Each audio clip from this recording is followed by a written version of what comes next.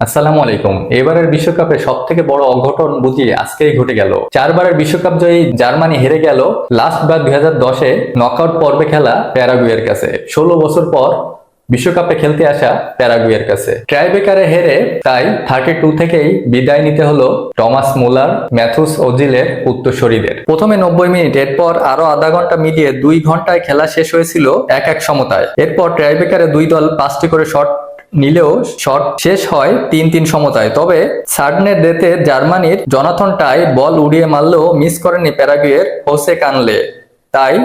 তাতে জার্মানিকে বিদায় করে শেষ 16তে জায়গা করে নিয়েছে প্যারাগুয়ে। 16 বছর পর প্যারাগুয়ে শুধু আজকে ম্যাচই জেতেনি, জার্মানির ট্রাইব্রেকার দাপটের বড় আঁচড় কেড়েছে। এবারের আগে বিশ্বকাপে 4-4বার ট্রাইব্রেকার খেললেও একবারও হারেনি জার্মানি, তাই তাদের আত্মবিশ্বাস ছিল চরমে। সেটারই কি কুফল পেল এই আজকের দলটা? হিলের দেয়াল হয়ে দাঁড়ানো আজ জার্মানির সেই অপরাজেয় ধারা ভেঙে দেয়ার পেছনে আসল নায়ক গোলকিপার অরলান্ডো হিল।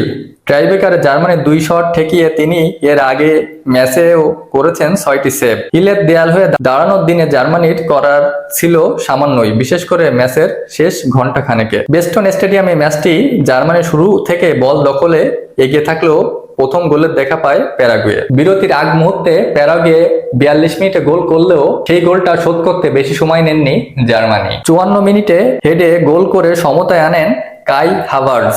এরপর জার্মানি আক্রমণের ধার বাড়ালেও প্যারাগুয়ে চলে যায় আগে গোল ঠেকাও নীতিতে। হাভার্টজ, ফ্লোরিয়ান লিরন সান্দের একের পর এক আক্রমণ পতিত হয় প্যারাগুয়ের দেওয়ালে। তবে অতিরিক্ত সময়ে খেলার সেই দেওয়াল ভেদই করে ফেলে জার্মানি।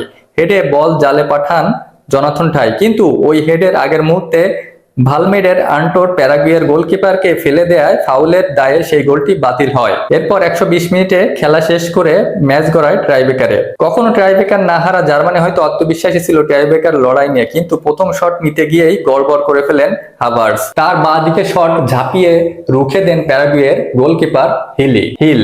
এরপর কিমিত ও মুসালিয়া লক্ষ্য বল পাঠাতে পারলেও চতুর্থ শট আবারও মিস। এদিকে প্যারাগুয়ের প্রথম 3 শট ঠিকঠাক নিলেও চতুর্থ শট মিস আর পঞ্চম শট নেয়ার প্রতিহত করলে 3-3 সমতা চলে আসে। তবে সাডেন ডেতে হোসে কানেলের শট আর ন্যায়ের আটকাতে পারেনি জার্মানির বিদায়ও। 2014 বিশ্বকাপ জেতা জার্মানি গত 2 আসরে গ্রুপ পর্ব থেকে বিদায়ের পর এবার দেশে ফিরছে প্রথম নকআউট খেলেই। অপরদিকে 2010 আসরে কোয়ার্টার ফাইনালে খেলা প্যারাগুয়ে আরো একবার শেষ 8-এর পথে এগিয়ে গেল। ফ্রান্স, সুইডেনের জয়ী দলের সঙ্গে শেষ খেলা খেলবে তারা। জার্মানির এই বিদায়ে ভক্তদের হৃদয় তো অবশ্যই ভেঙেছে জার্মানির দর্শকদেরও।